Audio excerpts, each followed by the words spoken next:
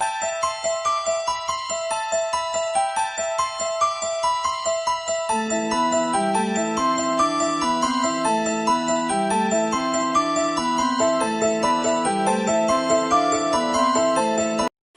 बच्चों, आज हम भारत की खोज का तीसरा पाठ सिंधु घाटी सभ्यता इस पाठ के प्रश्नोत्तर देखेंगे। तो देखते हैं इस पाठ पर आधारित प्रश्न उत्तर। प्रश्नों के उत्तर लिखिए। प्रश्न पहला, भारतीय अतीत की पहली पहचान क्या है? उत्तर, भारतीय अतीत की पहली पहचान सिंधु घाटी की सभ्यता है।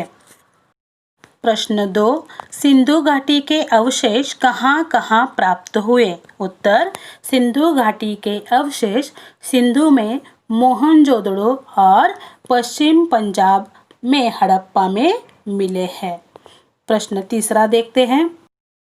प्रश्न 3, सिंधु घाटी समाप्त होने का कारण क्या माना गया है? उत्तर, सिंधु नदी अपने बाढ़ के कारण प्रसिद्ध थी। कहा जाता है कि जब यह अपने वेग में बहती तो अपने साथ गांव के गांव वह आकर ले जाती थी।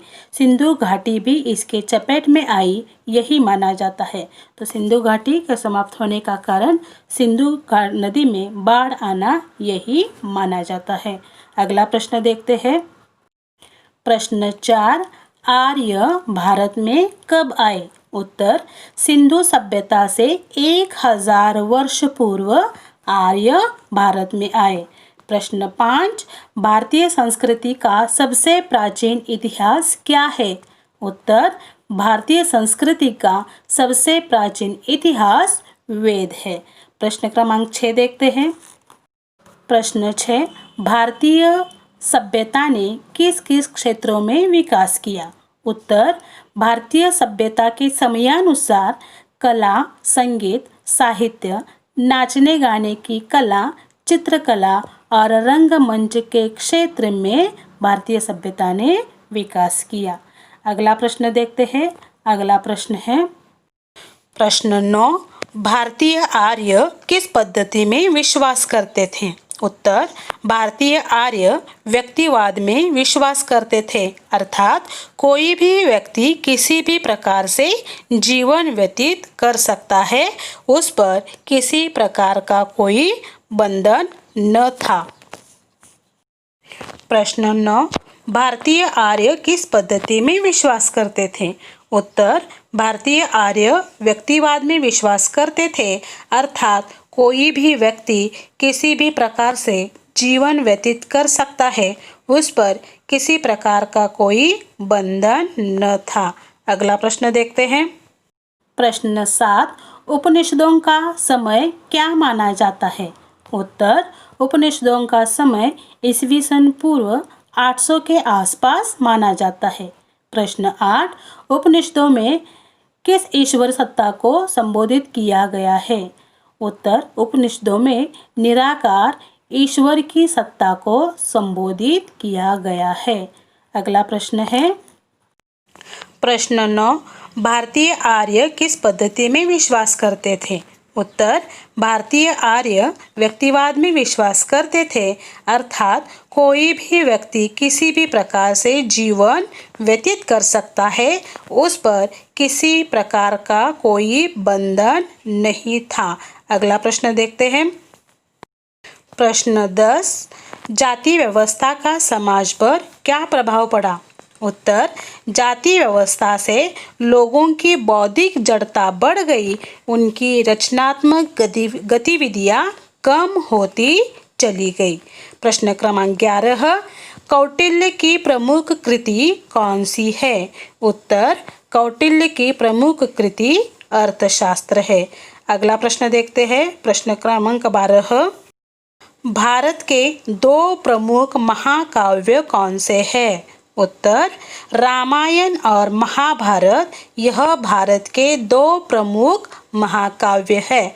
प्रश्न क्रमांक 13, महाभारत ग्रंथ की क्या विशेषता है? उत्तर, महाभारत विश्व में प्रसिद्ध रचना है।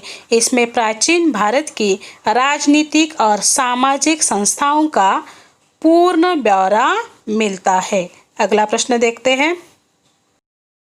प्रश्न क्रमांक 14, भगवत गीता की क्या विशेषता है? उत्तर, भगवत गीता की यह विशेषता है कि युगों पूर्व लिखी यह रचना आज के धरातल पर भी सत्य साबित होती है। आज भी राजनीतिक या सामाजिक संकट के समय लोग इसका सहारा लेते हैं। अगला प्रश्न देखते हैं, प्रश्न क्रमांक 15, पाणिनि ने किस भाषा में व्याकरण की रचना की?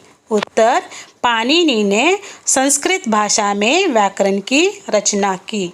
प्रश्न क्रमांक 16, औषध विज्ञान के जनक कौन माने गए हैं?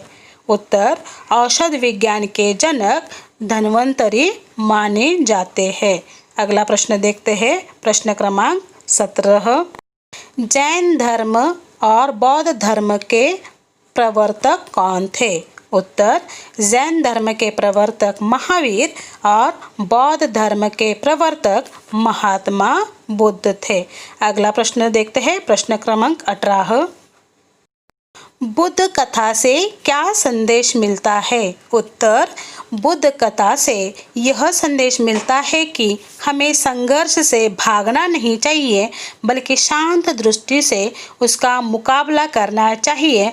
विकास के विभिन्न अवसरों की ओर बढ़ना चाहिए।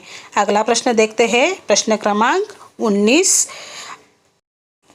प्रश्न क्रमांक 19, अशोक किस धर्म को मानता था? उत्तर, अशोक बौद्ध मुख्य धर्म को मानता था। प्रश्न क्रमांक 20, अशोक ने शासन सत्ता कब संभाली? उत्तर, अशोक ने मौर्य साम्राज्य की शासन व्यवस्था 273 ईस्वी सन पूर्व में संभाली। तो बच्चों, यहाँ पर सिंधु घाटी सभ्यता के जो प्रश्न उत्तर है वह पूर्ण हो जाते हैं। अब आपका गृह कार्य है कि जो दिए गए प्रश्न उत्तर है, वीडियो देखने के बाद इन सभी प्रश्न उत्तरों को आपको सुंदर अक्षरों में अपनी कॉपियों में लिखना है। धन्यवाद।